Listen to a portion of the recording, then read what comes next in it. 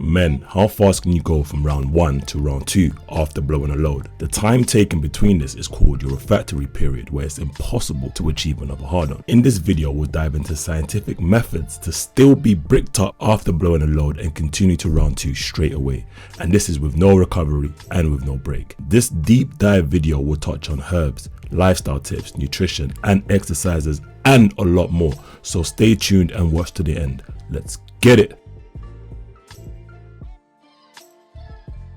Let's talk about age and refractory period. For some people, as I mentioned, it is instant, but for the normal person, the average refractory period changes as you age. In your early 20s, it can be a few minutes to an hour till you're ready for round 2. In your late 20s to early 40s, it can be several hours up until a day before you're ready for the next round. And for some of us in our late 40s, when I say us, not me personally, but it's not uncommon for those in their 40s for this refractory period to be a day or more, and it can increase as we age. So for those with the refractory period of a late 40-year-old, how do we get back to that of a 20-year-old? First, we need to understand the X response time. And bear in mind, guys, I'm going to use a lot of words that I replaced with other words, so please fill in the blanks to understand what they mean so this video does not get shadow banned. So the first stage of your X response cycle is excitement, and in this stage, blood flows to your Johnson. The amount you as an individual get excited are impacted by many things, and this can be impacted by levels of stress, anxiety, or your general health. And this stage can last up to a few hours. The next stage after this is your plateau stage, and this is basically an intensified version of the excitement stage. Everything is a lot more, this is probably where you're more likely to have that pre-jizz. The next stage after this is the blowing your load stage. This is the big O. And after the blowing your load stage, the next stage after this is the return to an unexcited state. Blood flows out of your Johnson, and it's at this stage where you have the refractory period before your body goes into the excitement stage again.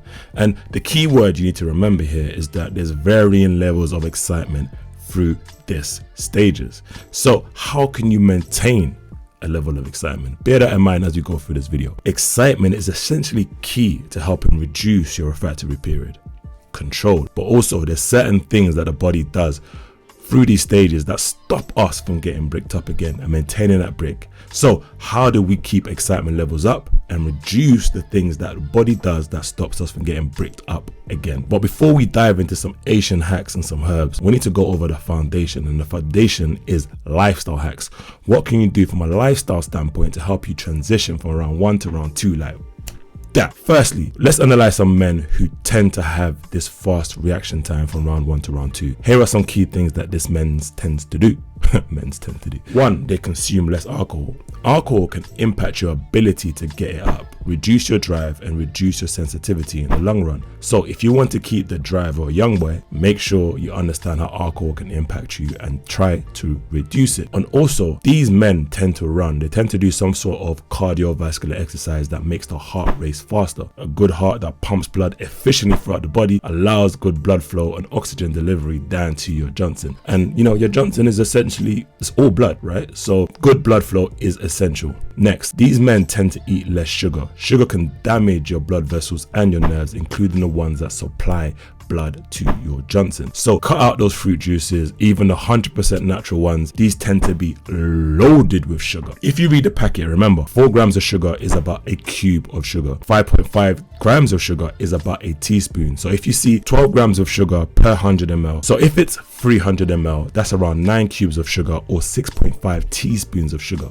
This adds up. Sugar is impacting you more than you realize. Next, these men tend to limit salt consumption. Salt consumption within the body can impact your blood pressure and your cholesterol, and this can be directly linked to your ability to get a hard on. And the influence of all of these are long lasting, and some of us are struggling. Trust me, with the My Virility community, I get a lot of DMs, so I understand how deep this rabbit hole goes. And lastly, if you smoke, reduce that. Men who smoke are about twice as likely to develop issues getting a hard on than non-smokers. So cut it out, reduce it at least. And these are the basics. Next is nutrition. Nutrition is key. Here are some key nutrients to bear in mind if you want to maintain 1, your strength, your size, but also your round-to-round transition. 1 is zinc. Zinc is crucial for testosterone, but vitamin D is also crucial for testosterone. Omega-3s and healthy fats, these are good for blood flow, which is key for your Johnson. Get your arginine up, which is an amino acid that converts to nitric oxide, essentially a precursor.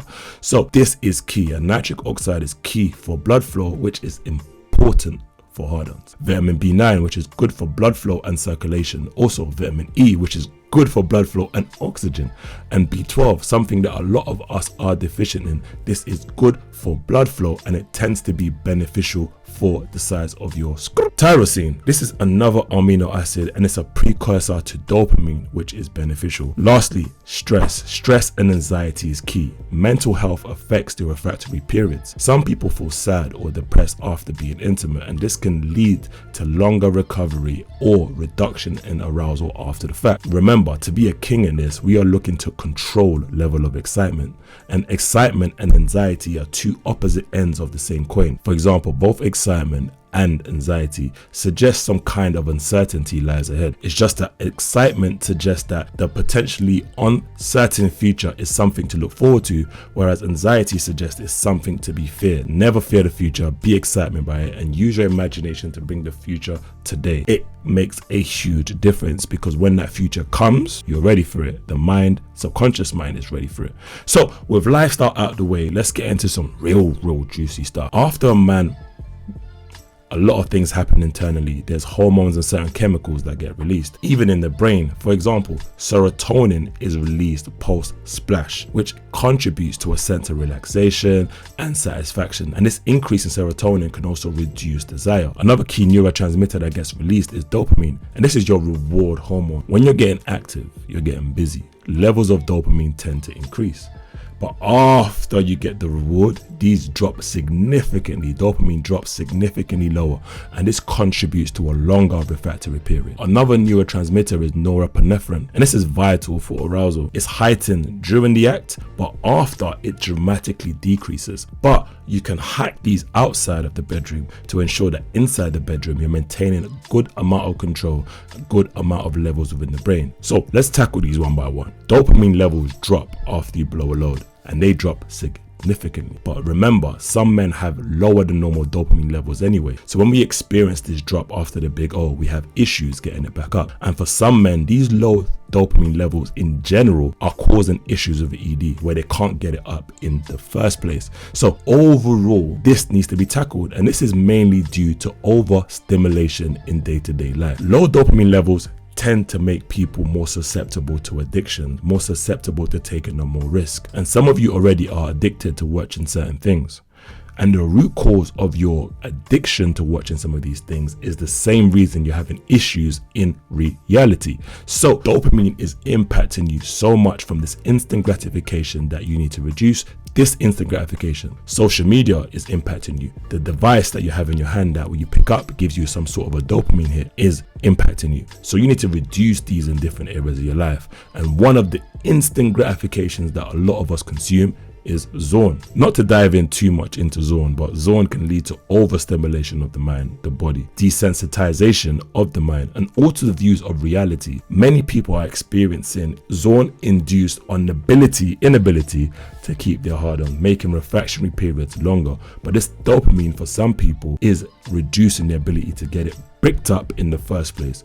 So hack the body outside the bedroom by reducing your consumption, but also reducing how much dopamine spikes, hits, stimulation you're getting from social media, from Zorn. These can play a role. You can try look into a dopamine detox, or you can start looking into fasting in general, because fasting can help increase your levels of dopamine to more of a normal level. A few other chemicals get released by the body that evidence shows you can use to help control your refractory period. The first of these hormones is something called prolactin, and it's said that high levels of prolactin is associated with a higher refractory period or a longer refractory period. Secondly, we've got an enzyme called PDE5, and PDE5 breaks down something called GMP, which is a molecule that helps control the blood flow to your Johnson. So by reducing levels of PDE5, you can extend your hard on and potentially shorten your refractory period.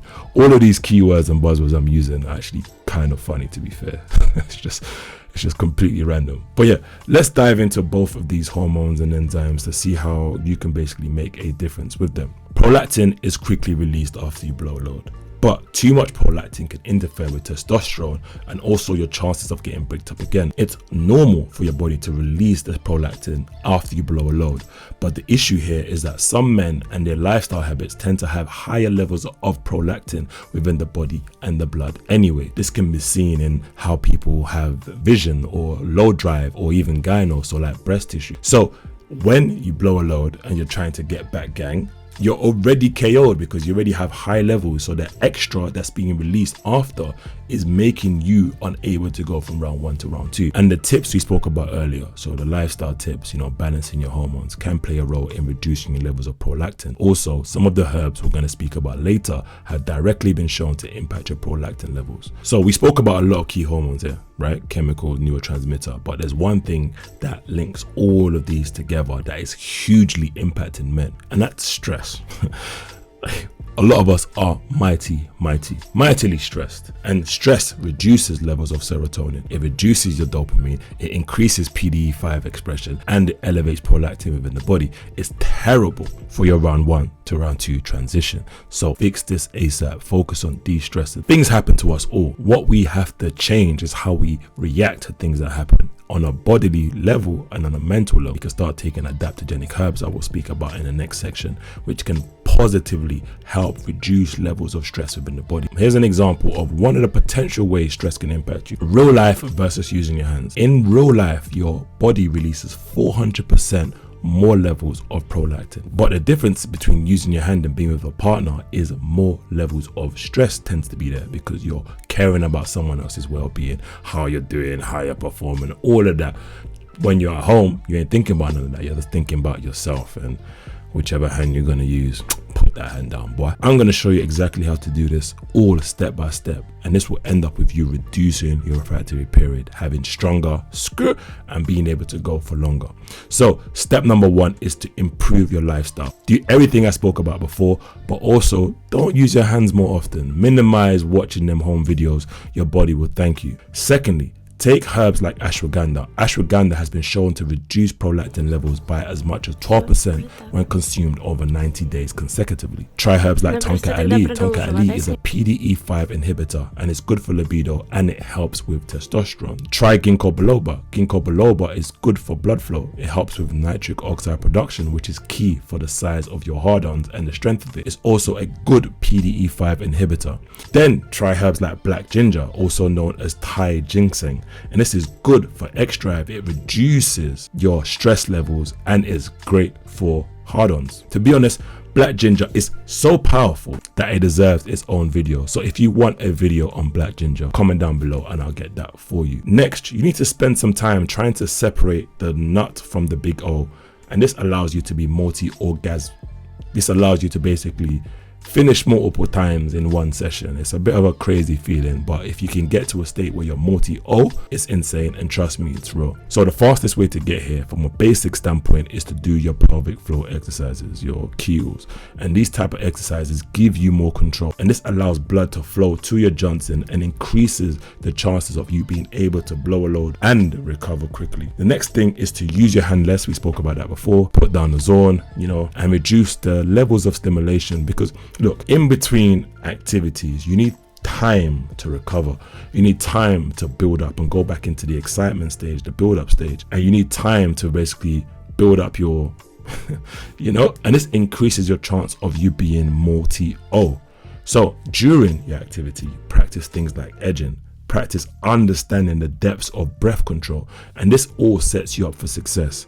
The next tip is to focus on the build up. The bigger the build up, the bigger the levels of excitement, the more you're able to control this level of excitement through your whole situation. And take your time, allow yourself to basically go at your own pace, allow yourself to be excited and be in a state of anticipation of things that's going to happen. Next tip, Control your energy, and the best way to do this is to focus on your breathing. You need to focus on controlling your levels of energy and your levels of excitement. And the best way to do this is to focus on controlling your breath, your breathing. Other ways to do this is to focus on your pelvic floor exercises, and if you combine your breathing with your pelvic floor, you can essentially hold energy, bring it up, bring it down through your breath. And if you breathe through your O, this has a lot of ramifications too. Breathing through your O allows you to reabsorb some of that energy too and able to continue. And it also makes things a lot more intense. And one of the hypotheses for this is that when you blow a load, this leads to lactic acid buildup because of your muscle contractions. And controlled breathing can help reduce some of this lactic acid, but also it helps lower the blood pressure and also lower the heart rate, which allows you to get faster into a state of calm, reducing anxiety, allowing you to continue. And this also reduces levels of cortisol within your blood. This is key, game changing. Breath will change your whole ability to go from round 1 to round 2. Controlling your breath, not allowing for shadow breath when you're too excited, and not allowing for fast breath when you're not excited enough or you're nervous. Balancing it out, and this will allow you to get back up and go to the next level. So after you get to the last stage, repeat. You're going through this all over again. You're going through that X cycle, that response cycle, through each of the 4 stages of the O. These tips I've told you here will help people with PE, but also help you transition from round 1 to round 2 instantly, fast, but also being able to be bricked up for longer and stay bricked up during certain activities. So I've put all this into a book anyway, along with hundreds of other keys for health of not the body but just your Johnson, and understanding how to maneuver in and out the bedroom. So that's the Men Up in Your Game guide, which is in the description if you want to get that. Before you go, check out this video on how to control your stress, because men, you need to control your stress, and let's keep on learning. Let's go.